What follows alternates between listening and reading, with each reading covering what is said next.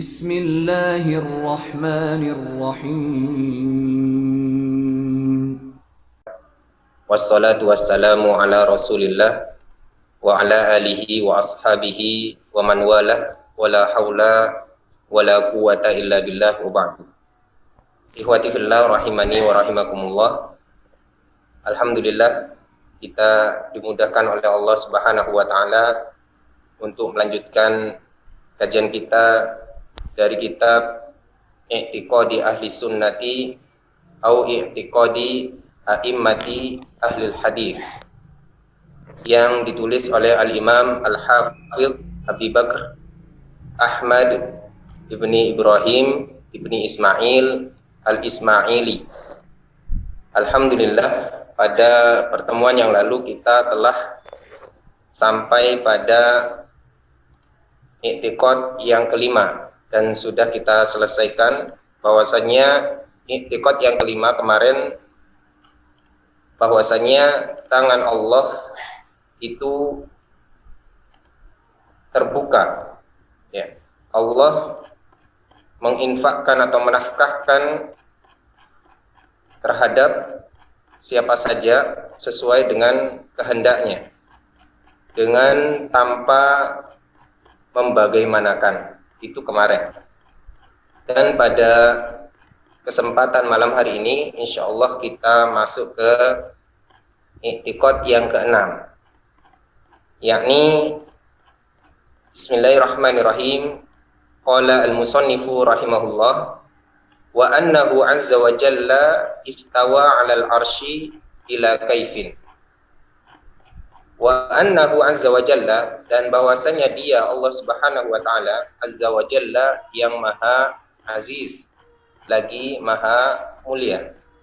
Istawa 'alal arsy, istiwa di atas arsy, ila kaifin, dengan tanpa membagaimanakan. Fa inna Allah ta'ala anha ila annahu istawa 'alal arsy, maka sesungguhnya Allah Ta'ala memberitahukan bahwasanya dia Allah istiwa 'alal arsy, di atas arsy. Walam yadhkur kaifa kana istiwa'u, dan dia Allah tidak menyebutkan bagaimana istiwanya. Ikhwati fillah rahimani wa rahimakumullah.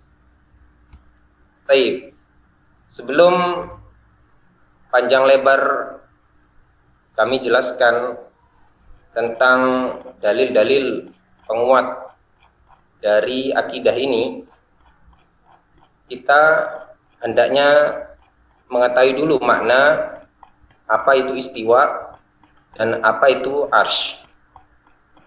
Istiwa secara bahasa itu adalah sempurna dan akhirus syai', yaitu akhir sesuatu.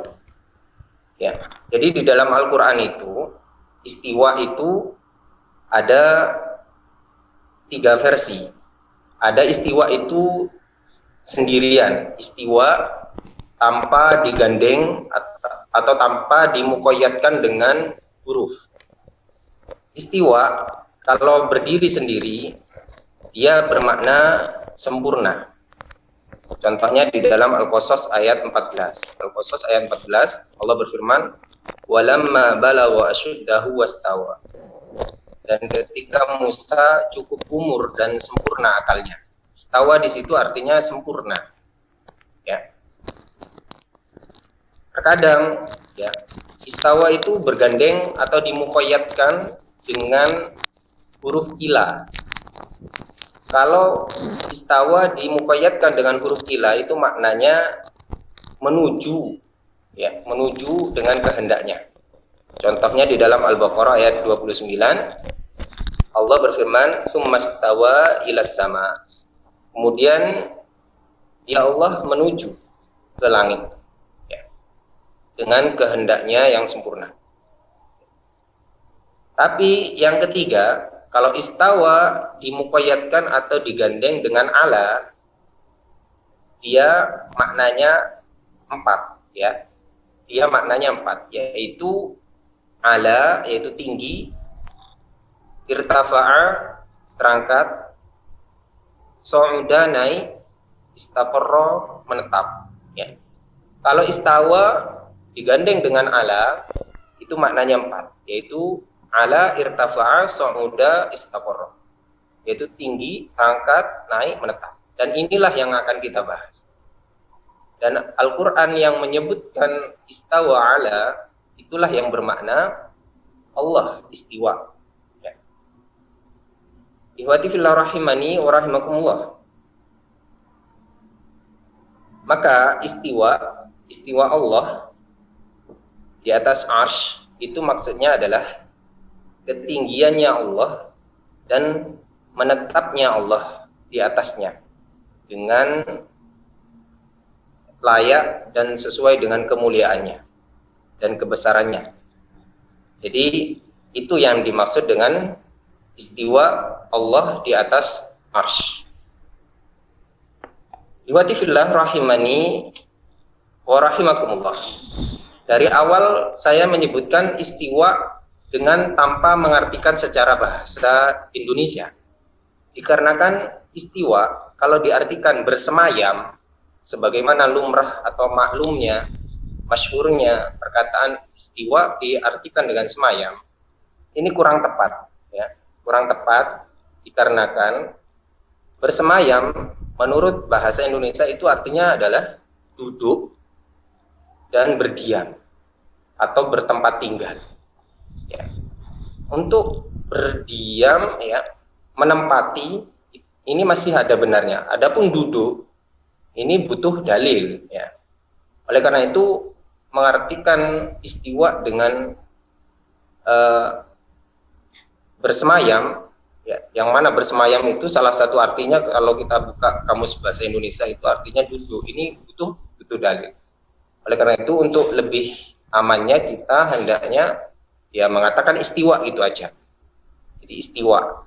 Kalau ditanya apa istiwa itu, ya istiwa itu ala, irtafa'a, su'uda, istaqarra, itu yang lebih tepat, yaitu tinggi, terangkat, naik, dan menetap. Baik, itu secara bahasa dan juga pengertian secara terminologi dari istiwa. Sekarang kita ingin mengetahui apa itu arsy, ya. Arsy. Arsy itu secara bahasa artinya adalah singgasana raja. Ya. Jadi singgasana raja. Dan arsy itu, ya, secara bahasa di dalam Al-Quran itu tidak dimutlakkan hanya kepada Allah. Arsy itu terkadang dipakai untuk singgasana miliknya manusia, raja-rajanya manusia. Contohnya di dalam surah Yusuf ayat 100, ya. Surah Yusuf ayat 100, Allah berfirman, "Wa rafa'a abawaihi 'alal arsy." Dan dia Yusuf mengangkat kedua orang tuanya, yaitu ayah ibunya, ke singgasana. Alal arsy. Arsy di situ adalah singgasananya Yusuf. Dan juga di dalam surah An-Naml ayat 23, Allah berfirman, "Walaha arsyun 'adzim." Dan padanya, yaitu miliknya Balqis itu arsyun 'adzim, singgasana yang besar. Jadi arsy itu tidak hanya dimutlakkan atau dilazimkan kepada Allah Subhanahu wa taala. Jadi arsy itu adalah singgasana raja. Namun ketika dilazimkan kepada Allah Subhanahu wa taala, ditandingkan dengan Allah Subhanahu wa taala, maka arsy Allah itu adalah makhluknya Allah yang besar, ya. Makhluknya Allah yang besar. Ihwati fillah rahimani wa rahimakumullah. Seperti apa arsy itu? Arsy itu sebagaimana disebutkan di dalam hadis riwayat Ibnu Hibban, Rasulullah bersabda, "Mas samawati sab'u wal arduna sab'u indal kursi illa kahalaqatin mulqatin fi ardin falatin." Tidaklah langit yang 7 dan bumi yang 7 dibandingkan dengan kursinya Allah itu kecuali seperti gelang yang dilemparkan ke padang Sahara. Ya. Itu langit sama bumi kalau dibandingkan dengan kursi. Ya. Jadi lebih besar kursi.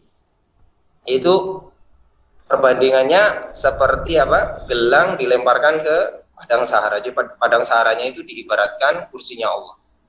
Wa inna fadlal arsy 'alal kursi ka fadlil falati 'ala tilkal halaqah. Dan ukuran arsy dibandingkan kursi itu besarnya ya seperti besarnya padang Sahara itu atas halaqah itu sendiri, yaitu atas gelang itu. Jadi arsy yang besar itu ya itu masih tidak ada apa-apanya, malah dianggap seperti gelang ya dibandingkan dengan arsy itu, yaitu padang Sahara, diibaratkan dengan padang Sahara. Jadi sangat besar arsy itu ya. Adapun arsy itu ya meskipun diibaratkan dengan padang Sahara tapi bukan dibatasi atau seluas seperti padang Sahara itu sendiri. Karena apa? Di dalam riwayat lain Ibnu Abbas mengatakan al-kursiyyu mawdi'u qadamaihi. Kursi Allah itu adalah tempat kedua kaki Allah. Wal arsyu la yaqdiru qadrahu illallah azza wa jalla. Arsy Allah itu tidak bisa mengukurnya ya, ukurannya kecuali Allah azza wa jalla. Jadi saking besarnya ya. Jadi yang hanya bisa mengukur besarnya arsy itu adalah Allah azza wa jalla. Ini hadis riwayat Hakim juz 2 halaman 282. Iwati fillah rahimani wa rahimakumullah. Arsy itu adalah makhluk Allah yang paling tinggi. Ya. Kalau kita tanya letaknya arsy itu ya, maka jawabannya adalah sebagaimana sabda Rasulullah sallallahu alaihi wasallam, fa idza sa'altumu Allah fas'aluhu al-firdaus. Jika kalian minta kepada Allah, mintalah firdaus, kata Rasulullah. Fa innahu awsatul jannah. Karena dia firdaus itu adalah tengah-tengahnya surga. Wa a'lal jannah, dan paling tingginya surga. Wa fawqahu arsyur rahman. Di atasnya surga firdaus itu adalah arsyur rahman, arsinya Allah. Wa minhu tafajjara anharul jannah.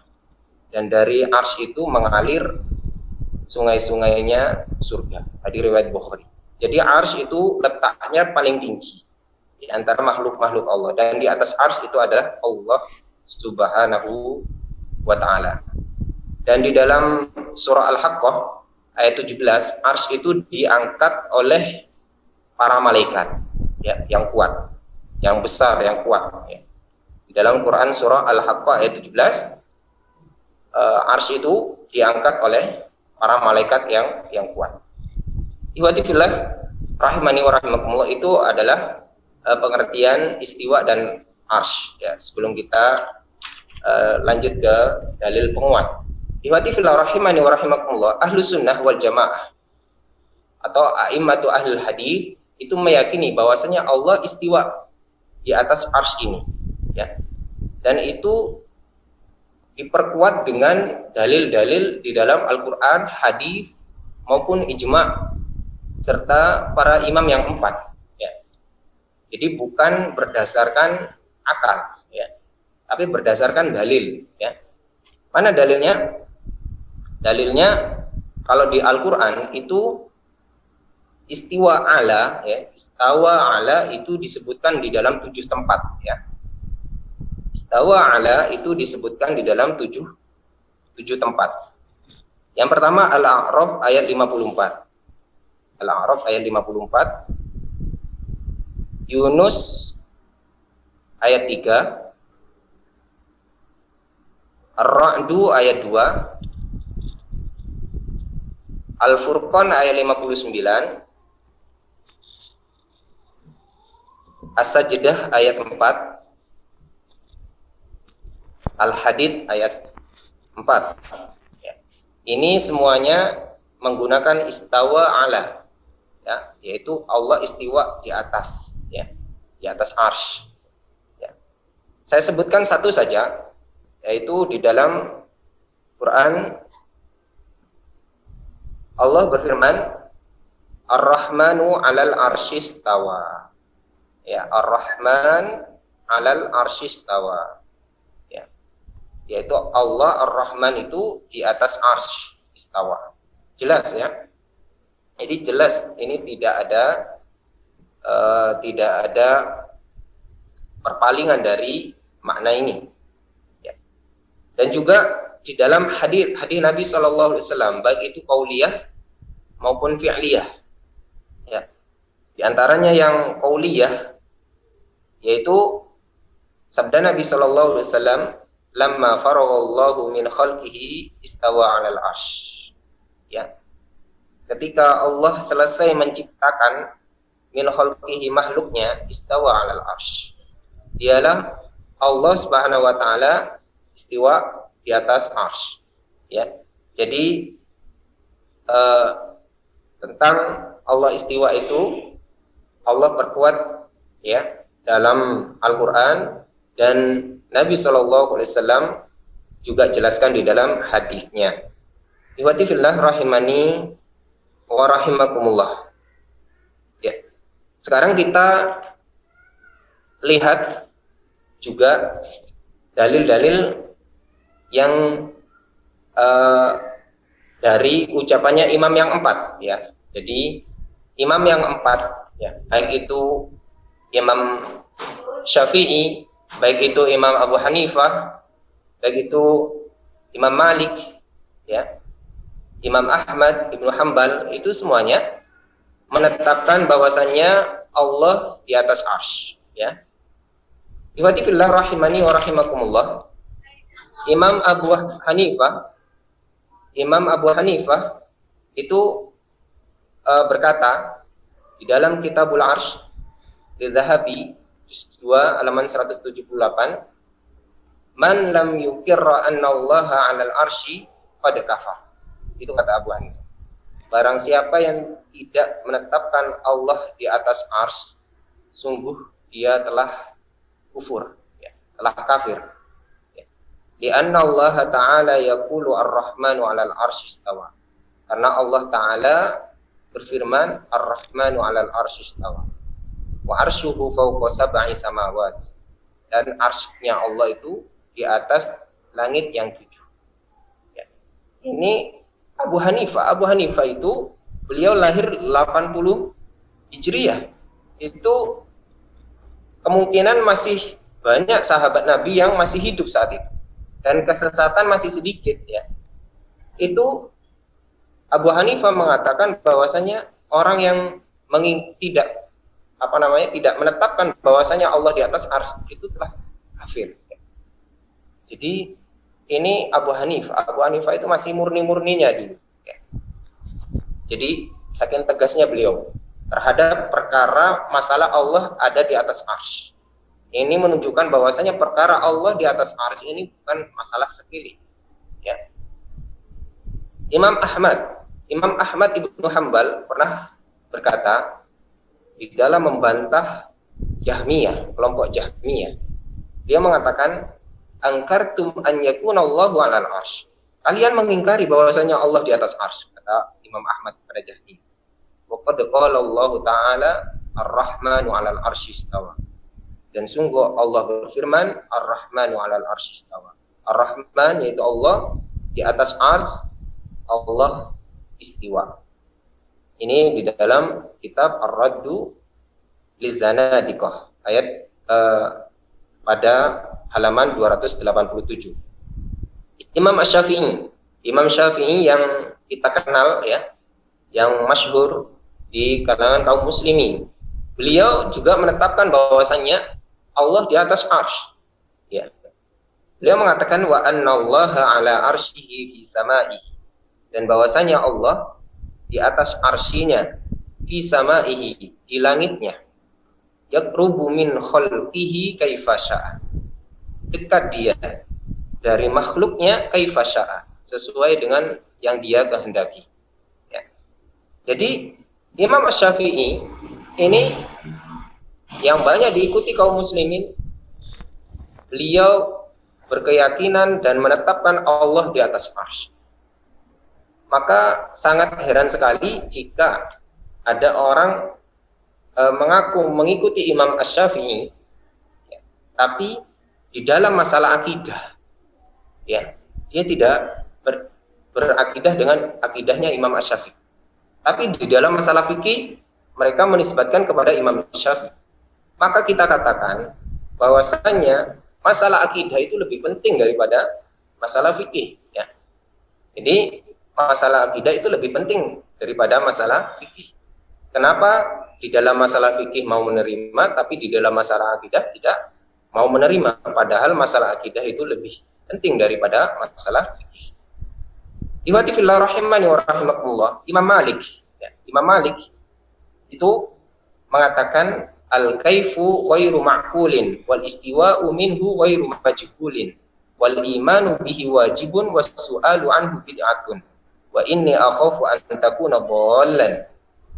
Ini ceritanya Imam Malik itu didatangi waktu beliau bermajelis bersama murid-muridnya, didatangi orang yang dikenal dia itu ahlul bid'ah.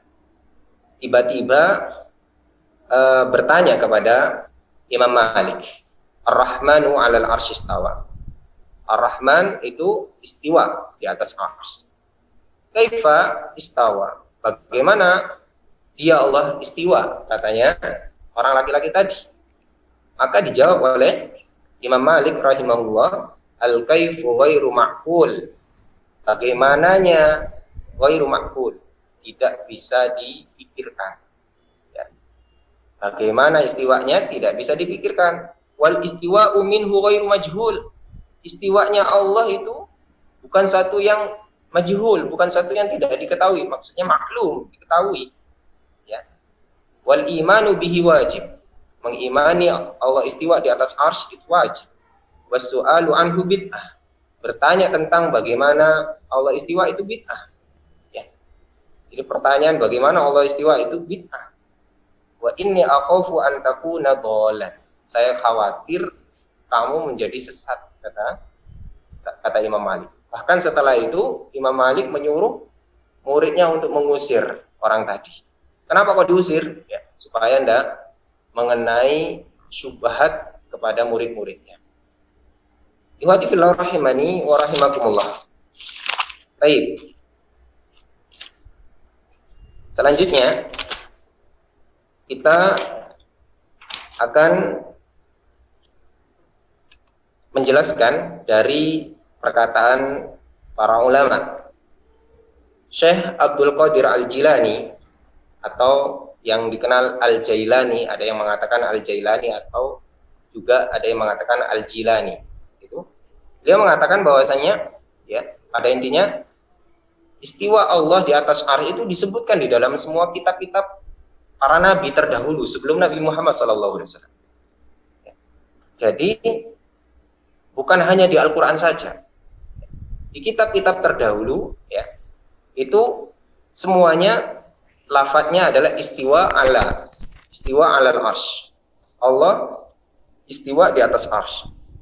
Ya. Maka istiwa adalah sesuatu yang maklum, ya. Dan para sahabat Nabi Shallallahu Alaihi Wasallam tidak ada yang pernah mempertanyakannya. Ya. Kita tidak pernah menjumpai satu asar pun, ya.